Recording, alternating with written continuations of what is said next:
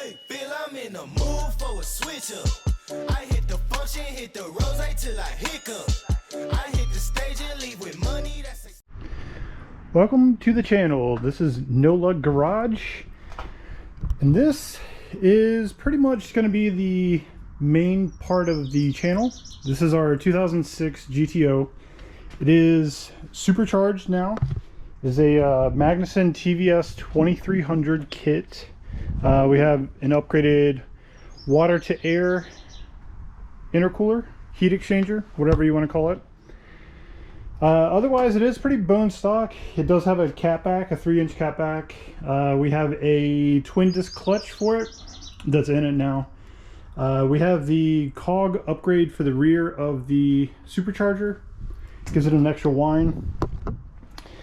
And we work on it here and there. We are over-the-road truck drivers, so it's not like we can work on this every single day. So when we take some home time, we come over here and we work on the car. It is about 95% done. We are so close. Right now we're just waiting on the ECU to get back or figure out what's going on with that. We sent it out. It was supposed to be a few day turnaround, but it's been about 3.5 weeks and haven't heard anything from the tuner. So yeah, I'm not sure what's going on with that yet, but this is going to be the ongoing project. I do have some footage from when we were putting it together, so I'll kind of make a few episodes in the meantime, and we'll probably be back in a few weeks to finish this up if we get the ECU. This right here is going to be the other star of the channel.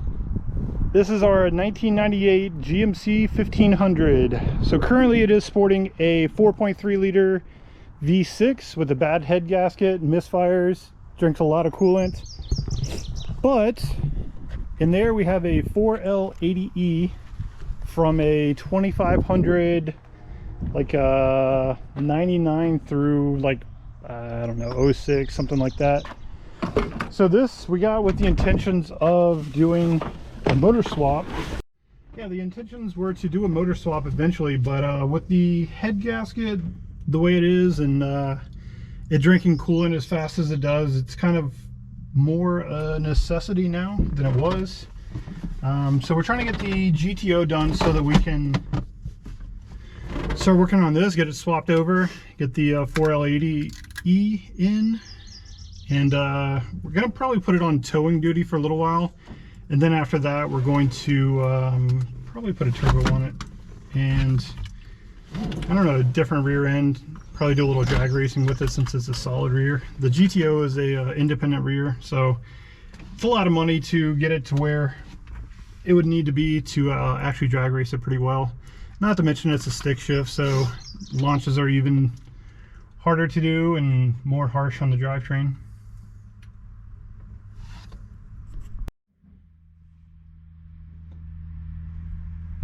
Yeah, one of the problems with working in a storage unit is when it's really hot. It's like an oven inside. So we do our best. We try to come early in the morning or late at night, but today it just kind of worked out. We needed to get over here and do some work. So midday. So we did, since we are over-the-road drivers, we did sell our house last year before, I think 2 years ago. And so we don't exactly have a garage. We kind of stay with our parents here and there when we're in the area.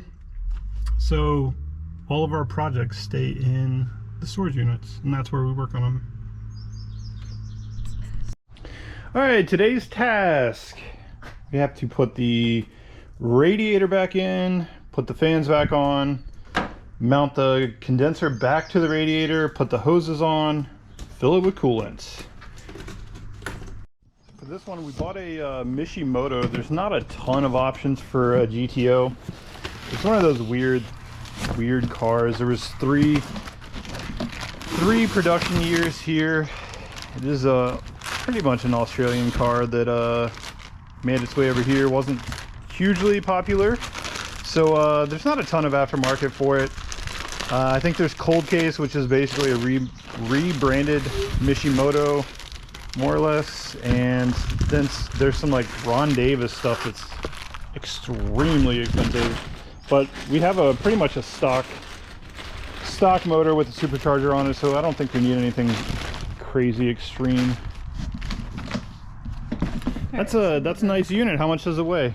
It's not very heavy. I don't know. But I think that's good when it comes to radiators, right? Because that means it's aluminum. Yep. But it doesn't pass the test of how heavy is it? If it's real heavy, it's real good. True. Alright, so we need the donuts for the bottom. Why is that on that side? It's on both sides. Okay. That's weird. Alright. Yeah, it's like a little maze. You gotta line it up just right, get it in the channel. I think I missed the bottom. Did it? Yeah. So the whole thing needs to be checked back. The donut fell out. Yeah, that's easier to fix than. Alright, lift it up. Alright. So.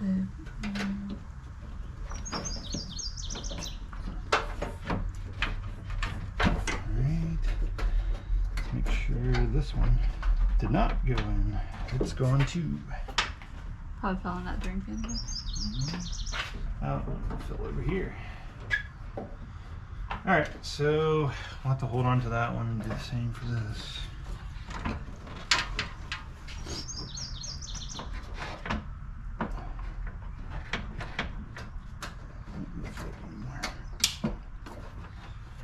Did it go on? No. Give me to lift this side up too. Yep. Alright. Is yours in? Yeah, just making sure it stays lined up. Alright. Good. Yep. Cool. Alright. So it's in the channel. Now we gotta get the AC compressor locked in. Condenser? Yeah, condenser. I keep saying compressor.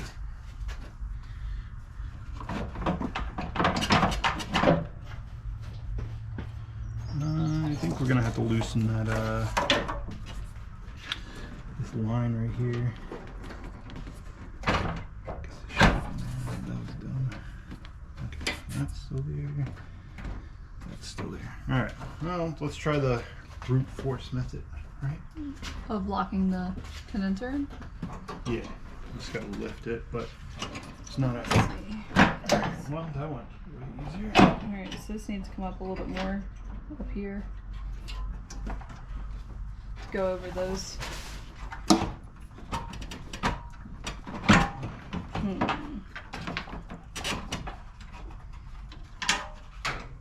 Yeah, this isn't going to lift up over on this side.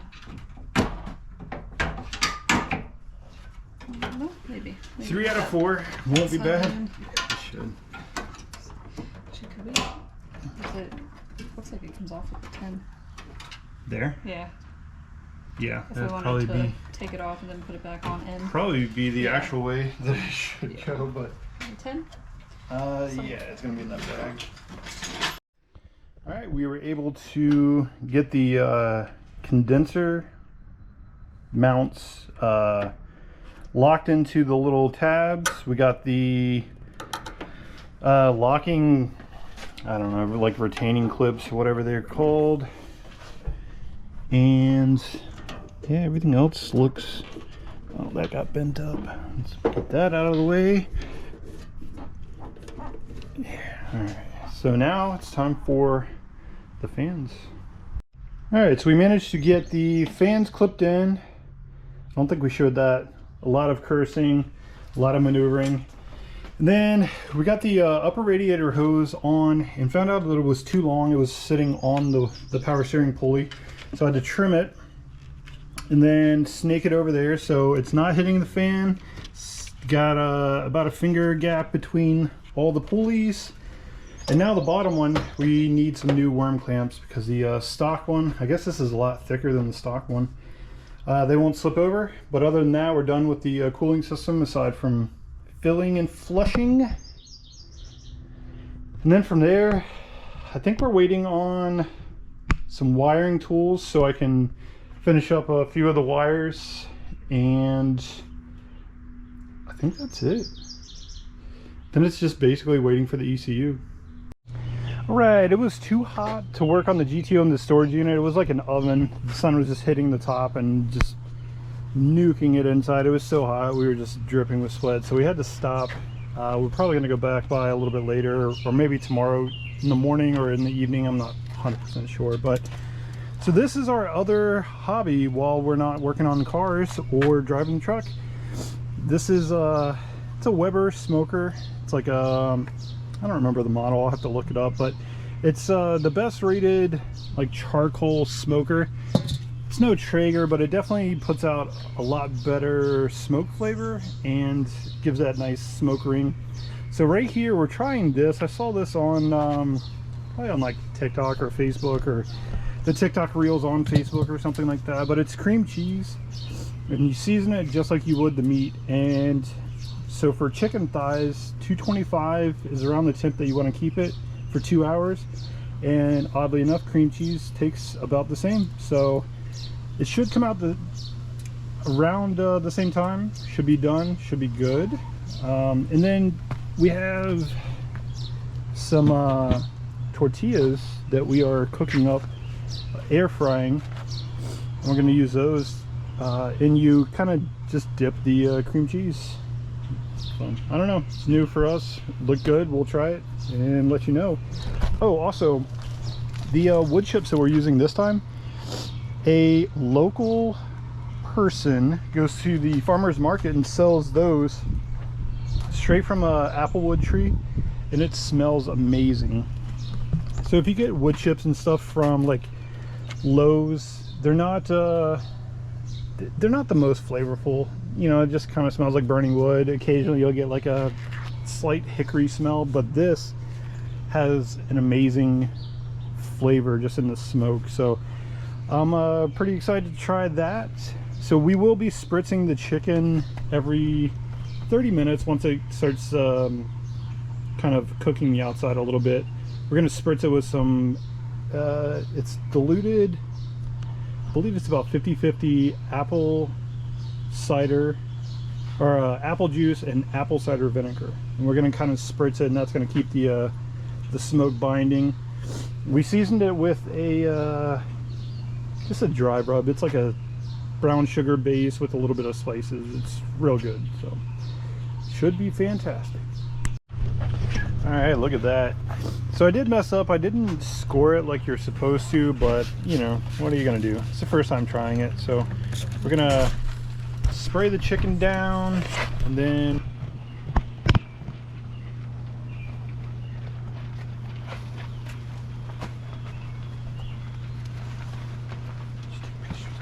Yeah. spritz that.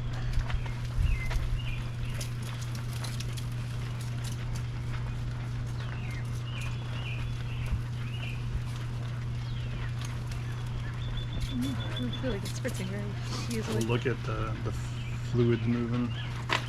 There we go. All right. We never washed the tongs. Oh. 1 second.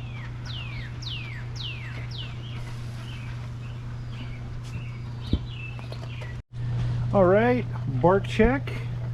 Yeah, the cream cheese is coming out really well. You can see what would turn out to be like a smoke ring on like meats, and has a nice crust.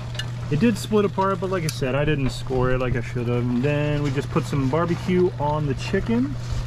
That is going to crisp up. It's going to be fantastic. It already smells good. The apple chips are putting in work. MVP. Ooh, look at that cream cheese. It looks so good. You can see the nice smoke in there. The chicken is looking fantastic. I probed the top two, and we probed one of the bottom ones there up to temp. So it is time. When I was putting the thermometer in, it was so juicy. So I cannot wait to try these out. We're gonna get them off of the smoker, let them rest for a little while, and enjoy them. Here's what's left of the smoked cream cheese. It was fantastic. I think we would definitely try that again. Maybe do different seasonings. I'm not sure. It was pretty good though. All right, got some wiring tools in from Amazon. Went ahead and used the non-insulated barrel crimp and put some heat shrink over it. I'm gonna heat that up, shrink it down. Got 2 more wires. So this right here is the map sensor. So normally the map sensor would be somewhere around here on the stock intake manifold, right on the top, because obviously you're not going to have this giant supercharger. So it sits a lot lower, sits right there. So the plug comes out right around here, and the map sensor is moved over here under the pulley setup in the rear. It's kind of tucked away right back there. So the Magnuson kit comes with these extended wires and a pigtail, and then you just kind of have to wire it in, and basically makes a little extension. And then we have some sheathing that we're going to wrap it so it looks decent. I'd like to rewrap the whole harness again, but that's definitely going to be a project for next time after we, well, probably not next time, after we've driven it and everything's good. And then we're going to install the breakout harness to get rid of the mass airflow sensor. And I'll probably go over that a little bit. That one's pretty quick. All right, got some split corrugated sheathing on it. Got it tucked back under the fuel rail. I think I'm gonna redo the intake air temp sensor wiring right here. So on the supercharger, it has an intake air temp that's built into basically right by the little brick for the intercooler inside the supercharger.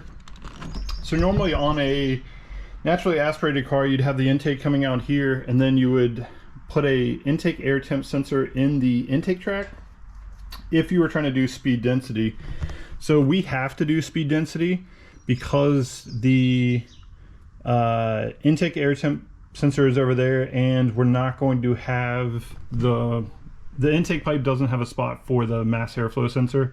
Not to mention, once it's running supercharged, it would max out the mass airflow sensor pretty quickly, and I don't like just scaling it to make it work.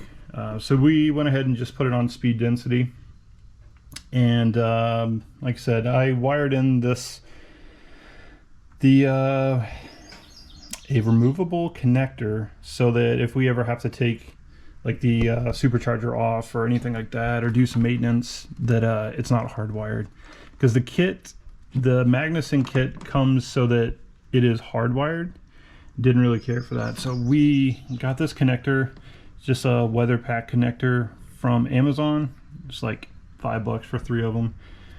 So I'm gonna wire that into the breakout harness, and then it's pretty much gonna end it for today, I believe.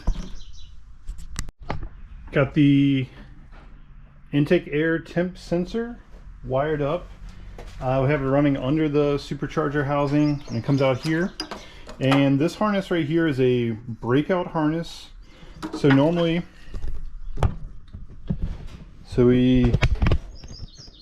alright. So this right here is the mass airflow sensor plug.